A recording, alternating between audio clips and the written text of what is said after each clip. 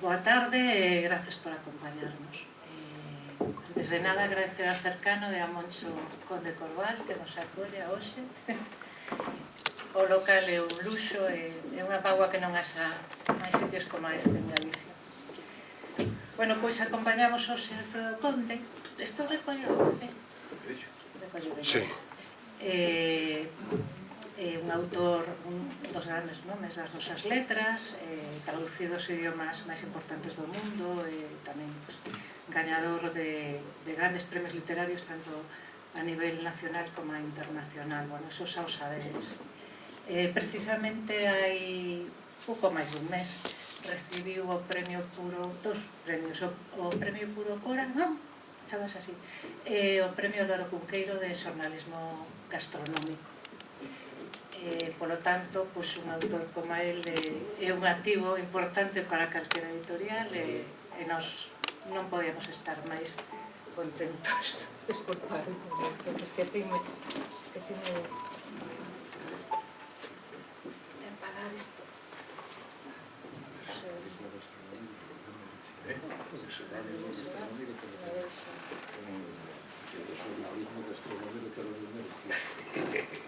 Bueno, o libro que presentamos é este, Ruidos de Fondo, está publicado por Editorial Viverni na colección Pioneros.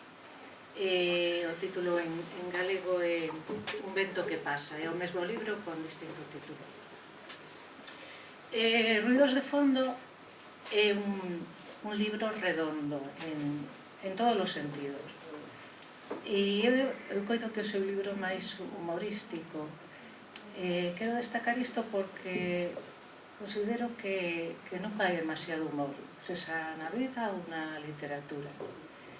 O humor está presente, moi presente, tanto nas anécdotas ou nas historias que se contan como na maneira que se contan.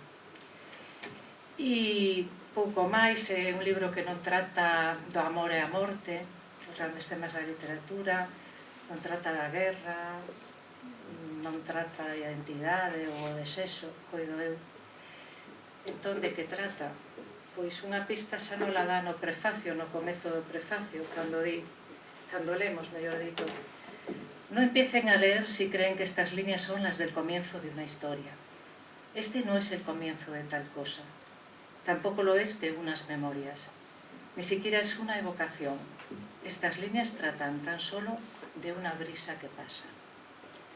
Ben, pois, a min gustaríame, despois de Santiago, sí, perdón, ter unha especie de, se podemos, unha especie de coloquio, así, unha charla informal co autor, mellor que agora falar, mellor de que pode ser máis pesado do argumento, dos personaxes. Entón, esas cousas poden ir saindo despois, e xa vos deixo con Santiago Lamas. Bueno.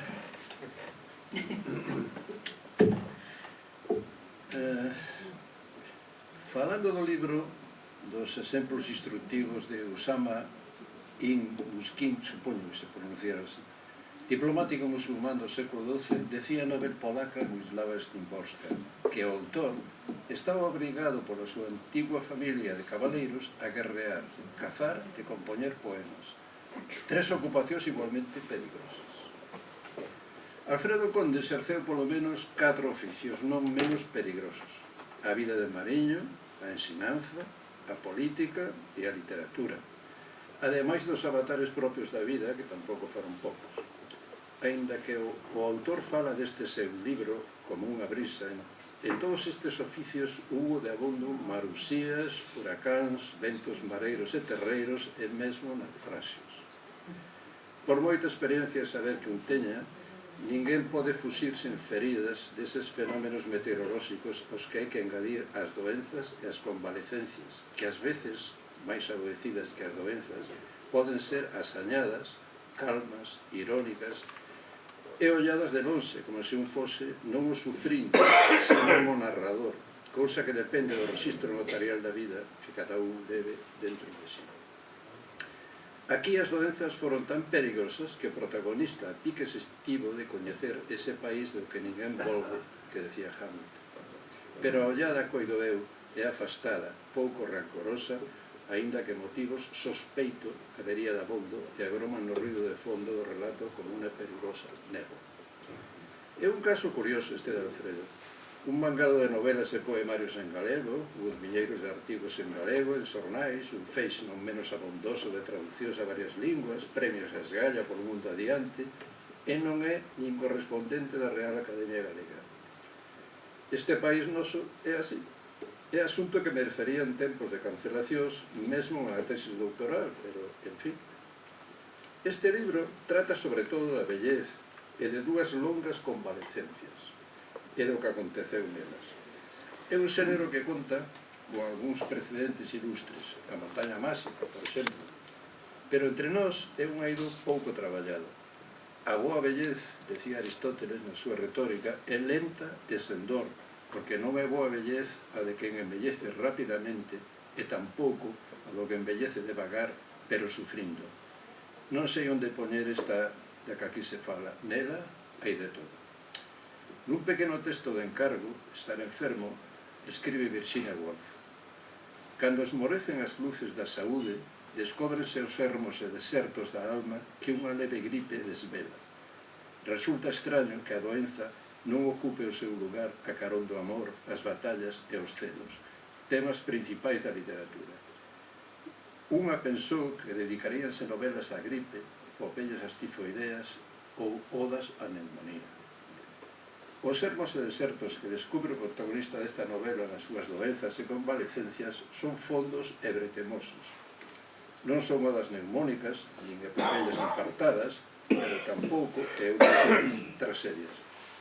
O relato é sempre irónico, valente, sabe o que puido pasar e o que pasará, pero como se fose un Sócrates a piques de beber a cicuta no Cedón, que está de parola cos seus amigos como se non pasara nada. Só lle faltaba decirlle: Critón, non esquezas que lle debemos un galo a Asclepi. Un abogado na súa vellez temperán, chea de amos, e os amos son desde a compañía do gas e da electricidade, sofre un infarto. Vai a rehabilitación con outros infartados e falan. Chegan cedo as sesións para facelo, non son moitos. Dous mariños que contan da vida na mar e dos países do alén, un bancario e un empregado de Hipercor de vidas grises, un crego esclaustrado que fai súas as historias das novelas, eleva unha vida erótica de xubilado, seducindo cantando a aria de Papageno da flauta máxica de Moza, un inspector da Facenda, que poetiza os asesinados da Guerra Civil aínda baixo terra, como brazos escultóricos que saen da terra en parques e sardíns e son ao cabo emburullados pola motogueira, que é metáfora do esquecemento e que conta. Cando esa tertulia vaise facendo rehabilitadora, a historia do seu pai desterrado, a viaxe heroica da súa nai para chegarse onde cumpría condena e o regreso a unha Compostela ainda che de medos e de mortes. Os infartados no Parladoiro, di un dos mariños, lavan as entinas, ceiban o lastre da súa vida e así vanse rehabilitando tamén as cousas das memorias. Primeira convalecencia. O abogado volve a súa casa. Hai tempo que vive só, repasa o seu catálogo de abandonos, consciente de que xa non é un macho alfa. Chove moito e do teito pinga auga, que é unha tella, deixa pasar. Colle unha escada e vai ransar o tellado. Rompe un banzo da escada e queda atrapado horas baixo a chuvia ata que pode liberar o pé. Os 2 días ingresa na UCI cunha neumonía bilateral moi grave. Pasa case 30 días en coma inducido, delirando cos pesadelos que apenas lembra. E danlle alta. Volve a casa. Contrata unhas monsas para que o coiden esta longa, moi longa segunda convalecencia que seguirá as fases de deitado, incorporado, sentado, casato e camiñar. Os curados por Xesús, mesmo resucitados, non teñen convalecencias. Volven ao seu estado de saúde de súpeto se nese máis ou menos longo período de ir devagar recuperando as forzas. Pero iso é cousa milagreira e o abogado non tivo esa sorte.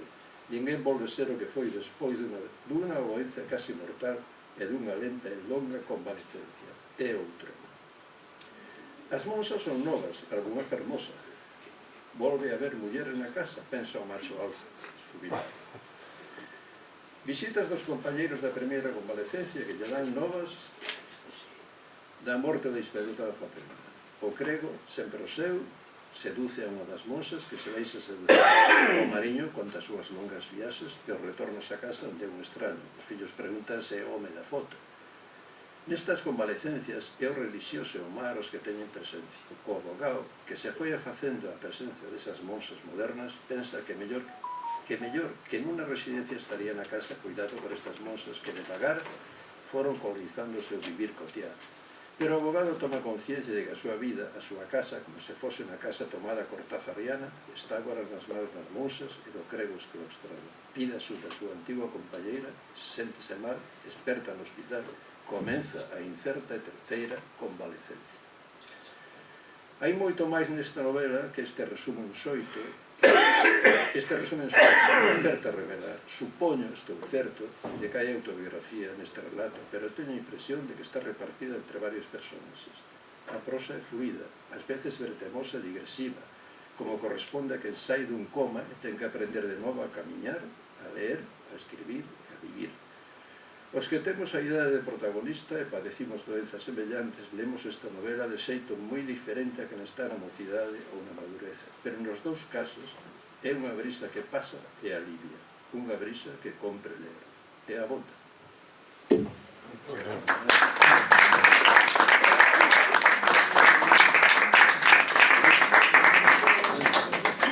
Bueno, boas tardes. Primeiro, dar as gracias aos compañeros de mesa. É a primeira vez, ademais, que a min se me traduce, porque todas as novelas que eu escribín en galego traducínas ao castellano. Porque é un bo traductor. Esta vez non, esta vez Belén traduciume ela a novela, é moi ben, ademais. El fixo boa parte do traballo, pero teño que dicir que non é fácil traducir Alfredo, Non me fagades caso que o vello son eu, temos que facer a mí. É moi boa traducción, é moi bonita a edición, e eu non teño máis que gratitude. Aquí a don Santiago, que vou dicir, el sabe canto admiro, cantas veces teño dito que o intelectual máis sólido que ten polo menos Galicia. Aquí está de testigo, vindo lle dixen, a ver se consigues os textos de Siso Saúde, porque aí ten que haber moito publicable, moito editable. Suxírote que atendas, se cho pregunta ou se cho roga, que lle facilites a lectura diso, que se podes publicalo, editalo, faino porque farías un favor a todos os demais. Que barbaridade. É así, coño, non? A pena é que vivimos nun país moi pequeno, moi aqueixado de obsecuencia. Xa sabes a definición de obsecuencia. É a situación na que o axudante de cátedra está sendo sodomizado e se volve e di, perdone, señor catedrático, que en situación tan íntima tenga que estar dándole a usted la espalda. E nós estamos así. Outro día leía que hai 1.200 prórrogas dadas polo Goberno Central ás reclamacións de Galicia. 1.200 prórrogas de todo tipo, da autopista, de non sei que, de cumprimento do estatuto. E nós temos tanto sentidiño que así estamos, obsecuentes, e conseguindo que xente como a mí se farte de tanto sentidiño. Pero, bueno, vimos falar da novela e non destas cousas. Eu non sei que dicir da novela. Primeiro, agradecervos a vos que esteades aquí, porque isto non... Eu escribo na rexión unha vez á semana, pero a rexión non dixo nin pío. O cal, pois a mí sorprende un pouco, e non favorablemente, para que non nos imos engañar. Creo que non ten culpa nin a editora, nin a literatura moito menos. Nin eu, nin nadie. Aquí temos esa falta de sensibilidade porque había constancia nun correo electrónico no que eu avisaba de que viña e de que últimamente con esas que non se tido dos premios estes últimos de gastronomía e de puro cora, bueno, pois, coño, estou enormemente agradecido a resposta da prensa do país, porque unánimemente, de forma prácticamente unánime, trataron o tema, non? Bueno, eu estou manifestando algo que debera estar calado, pero bueno, como dixo o Paco de Riego, o problema de Alfredo Conde é que non sabe estar. E é certo, eu non sei estar. Hai cousas as que non me resisto a calar o que penso. E a verdad que non me gusta a reacción, porque máis esta novela foime pedida, non sei como se chama o edificio este que parece unha tarta de chocolate, que está enfrente do goberno militar, que antes estaba ali o Chalé Losada. E a Cambre. E a Cambre chamase, bueno, ali estaba o Chalé Losada. Ali tropecei meu, estaba o Alfonso Vázquez no Xardín, que é contraparente meu, que está casado con unha prima miña, e o Vidal Andión, que é o presidente do Consello de Administración ou era naquele momento de Galaxia. Tes que volver porque eres un histórico, porque non sei, hasta me emocionei, coño, dixen, non te preocupes que a próxima novela mandoche. Acabei a novela, mandeilla, eu non a vi nas librerías, non vin unha presentación, non vin nada, non se falou dela, non a vi nos escaparates das librerías, é dicir, que non está publicada. Curiosamente, a primeira liquidación que dei a deber 8 euros. Non conocí a ninguén. Eu tamén a galas 7 euros. Ti tamén ganaxes a deber, ganaxeu porque na segunda liquidación 68. Que xa quedara a deber neste país, que ahora non pasa, pero ainda me dixeron outro día que comentei, ahora non pasa, pero bueno, non quero ser mala leche, non, vámoslo deixar así. Sí, largo, que non sale de Galicia. Non, o peor é que non saia de Galicia, porque non sai, debe ser cousa do sentidiño. É unha novela de curiosamente moi contento, porque non é o habitual no meu decorrer literario, pois unha cousa así. Hai novelas que son serias, as históricas, por exemplo, hai disparates que só non me pasan a min. Eu cheguei a publicar unha novela en ruso antes que en castellano e en galego. Dalle corda ao catavento, é inexplicable, é un disparate, pero ese disparate me cabe a min. Só faltaría que publicase outra novela antes noutro idioma non peninsular, vamos dicir así. Entón, pois, esta novela, en cambio, está tendo unha recepción importante, agás precisamente na miña casa, porque eu cada vez que eu penso, perdón pola pedantería, son fillo predilecto da provincia, puñeta. Non por méritos propios, sino por méritos dos meus compañeiros do bachillerato, do Instituto do Posío, que empezaron a recoller firmas e presentaron ya na Diputación, e claro, a cantidade de firmas que recolleron, pois son fillo predilecto, que o mérito, por lo tanto, máis que meu, é deles é que me desminta algún dos que están aquí. É teu mérito. Como dentro todo o mundo é teu, non é nada. Pepiño. Mérito todos temos. Todo o mundo sabe o teu. Bueno, se non estades vos, eu non son fillo predilecto da provincia. E mira pro que vale, para que non me fiquen na resposta.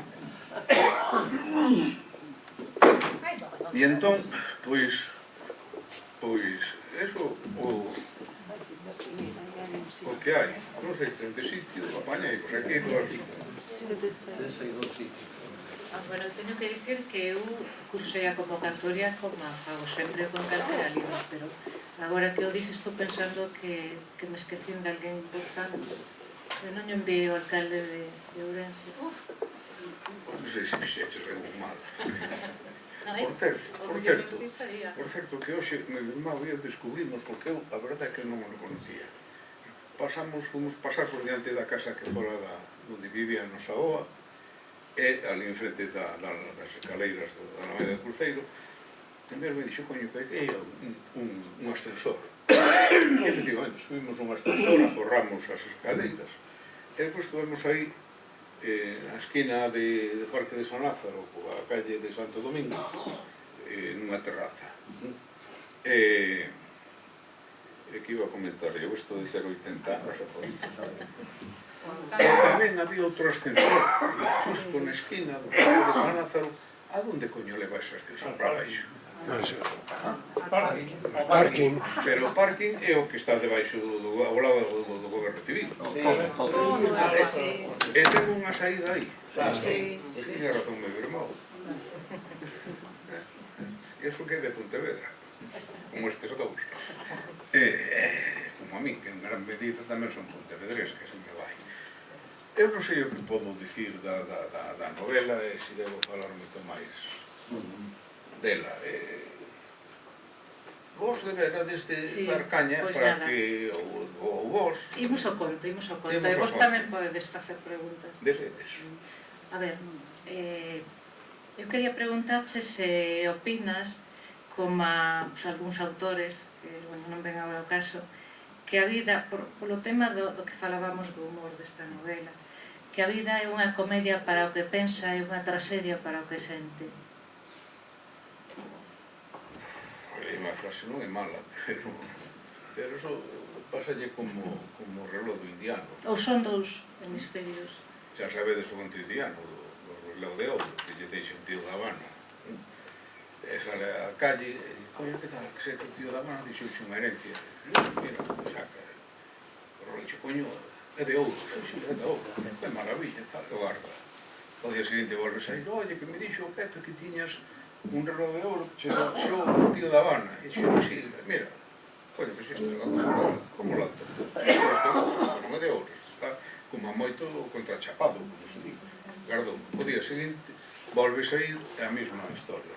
Coño, creo que o tío da Habana deixouche aí unha chatarra, e xuxame sen mira que chatarra, isto de ouro, así un día tras outro, está que un día chega outro e dice, oye, o reloj que che deixou o tío da Habana, e dice, ten días. Bueno, pois... É moi galego, sabes? Aquí tamén hai días. Que é o que preguntabas? Nada, xa está, xa respondiche. Bueno, Santiago, queres facerle unha pregunta? Eu aproveitando que estás aquí... Non sei se se pode preguntar. Debes. Canto hai de autobiográfico nesta obra? Bueno, aí estamos. O primeiro hai que dicir que non é autoficción. Que non é autoficción, porque o protagonista non se chama Alfredo Conde, non é escritor, senón que un abogado todavía en ejercicio. Bueno, vouche responder, ou vou responder. Eu creo, non todos os escritores, pero a maioría dos novelistas, temos tres fontes das que beber.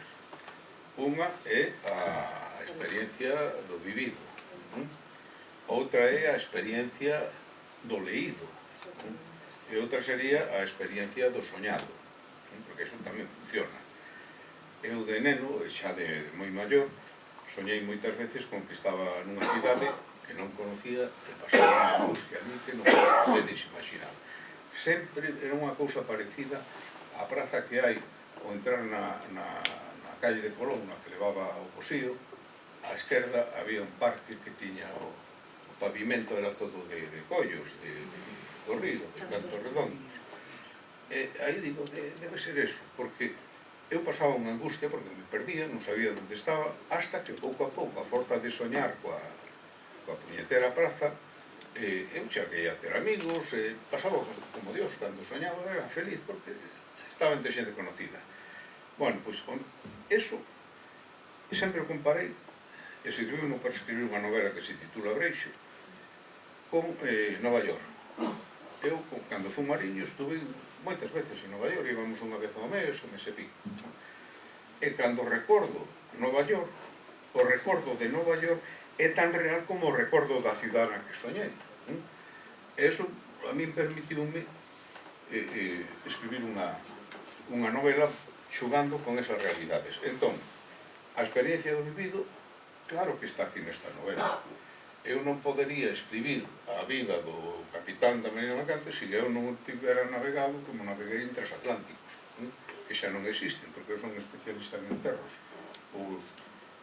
Os transatlánticos, mentre eu estuve ali, de levar o transatlántico no que eu navegaba 600 ou 400 persoas, porque era un transatlántico que tamén levábamos carga, de vez en cando, a levar 30 ou 80 personas, os 2 anos de desembarcar xa non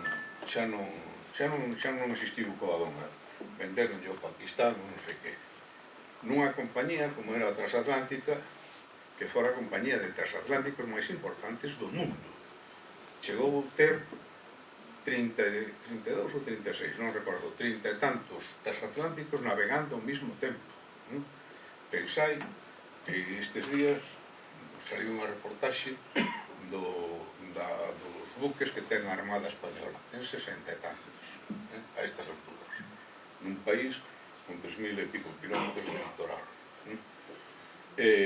Entón, eu asistí a difunción dos transatlánticos. O único que teníamos de Norteamérica era os emigrantes que regresaban porque podían traer o mobiliario de balde nas bodegas, porque había sitio. E senón, pois as bolsas, como as dos marines, esas bolsas son como tubos altas, que se encargaban os mariñeiros, os de cuberta, porque os de fonda, os camareiros, chegábamos a terra e o que facían era contrabando todo canto podían. Os mariñeiros non podían porque había que traballar. Traían bolsas de roupa e cobraban por cada bolsa da que se responsabilizaban $10, perdón. Porque ali facíamos todos contrabando, eu incluído. Eu cheguei a traer unha máquina de facer hostias, de facer obleas, para unhas monxiñas dali de Betanzos.